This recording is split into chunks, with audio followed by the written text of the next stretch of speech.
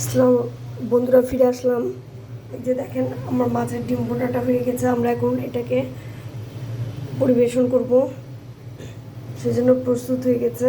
আমি এটা কড়াই রেখে দিয়েছি, তুলিনি, কারণ এটা বারে বারে গরম করতে হবে। গরম না করলে মাছের ডিম গন্ধ লাগে, সেজন্য এটা কড়াই রেখে দিয়েছি। কেমন লাগলো আমার ভিডিওটা? আপনাদের যদি ভালো লেগে থাকে তবে অবশ্যই আমাকে জানাবেন, লাইক দিবেন, কমেন্টস করবেন, আমার পেজটা ফলো দিবেন।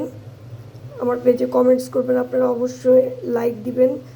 আর আমার ভিডিও যদি আপনাদের ভালো লেগে থাকে আমার সাথে সবসময় সঙ্গ দিবেন আপনারা, এটা আপনাদের কাছে আশা করি। আর আমার ইউটিউব পেজটা ফলো করে দিবেন। সকলেই ভালো থাকবেন, আমার জন্য দোয়া করবেন। আসসালামু আলাইকুম। আজকের মতো বিদায় নিচ্ছি। সকলে ভালো থাকবেন।